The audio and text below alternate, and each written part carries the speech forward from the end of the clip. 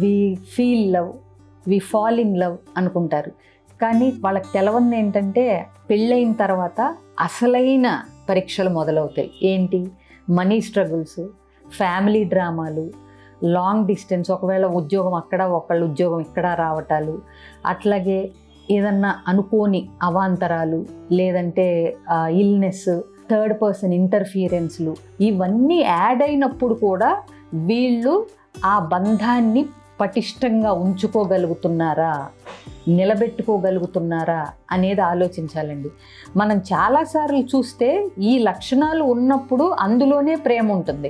కానీ ప్రేమలో ఉన్న ప్రతి వాళ్ళకి ఈ కమిట్మెంటు, రెస్పెక్టు, ఇవన్నీ ఉండాలి, లాయల్టీ, డిసిప్లిను, సాక్రిఫైస్ చేసే లక్షణాలు ఇవన్నీ ఉండాలని ఏం లేదు. కానీ ఈ లక్షణాలన్నీ ఉంటే మాత్రం అందులోనే అంతర్లీనంగా ప్రేమ కూడా ఉంది అనేది గమనించుకోగలగాలి. సో కాబట్టి ఎప్పుడైనా మనం గమనించాల్సిందంటే ఏంటంటే అండి, ప్రేమ పెళ్ళికి దారి తీయొచ్చు, కానీ పెళ్ళి నిలబడాలంటే ప్రేమ ఒక్కటే సరిపోదు అనేది ఖచ్చితంగా మనం తెలుసుకోవాల్సిన విషయం, నేర్చుకోవాల్సిన విషయం, గమనించాల్సిన విషయం.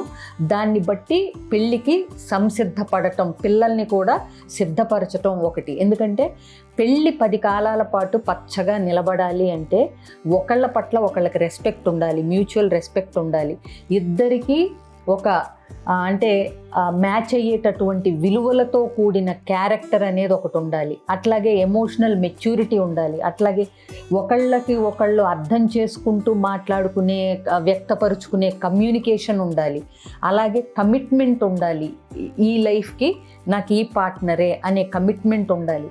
వర్స్ట్ కేస్ సినారియోస్ ఎప్పుడు అబ్నార్మల్ కేసెస్ సంగతి మనం మాట్లాడమండి, జనరల్గా మాట్లాడతాం. కాబట్టి ఇవన్నీ ఒక పెళ్ళిలో ఉండాలి. అట్లాగే విల్లింగ్నెస్ టు గ్రో టుగెదర్, అంటే ఇద్దరూ కలిసి హాయిగా ఓల్డ్ ఏజ్ని కూడా చూస్తూ బ్రతికినంత కాలం కష్టంలో, సుఖంలో, అన్నిట్లో తోడుగా నిలబడతాను నేను నా భాగస్వామికి అనే ఒక కమిట్మెంట్ అది ఉంటే గనక అప్పుడు కొంచెం ప్రేమ అటు ఇటు అయినా వీటన్నింటిలోనే ప్రేమ ఉంటుంది.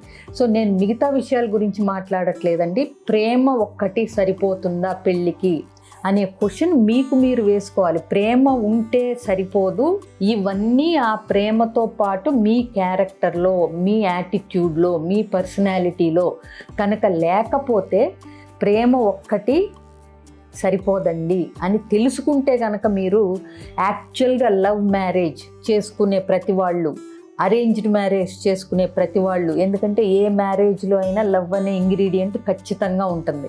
బట్ ఇందాక నేను చెప్పినట్టు పెళ్ళి అనే వంటకం తయారవ్వాలంటే ప్రేమ అనే ఒక్క సరుకే ఉంటే సరిపోదు, ఏ ఒక్క సరుకుతోనూ ఏ వంటకము అవ్వదు. కాబట్టి మిగతా అన్నీ కూడా సమపాళ్లల్లో ఉంటేనే ఒక వంటకం అనేది అద్భుతంగా, అత్యద్భుతంగా ఉంటుంది. కాబట్టి ఆ మిగతా ఇంగ్రీడియంట్స్ ఏంటో కూడా నేను మీకు ఆల్రెడీ చెప్పాను.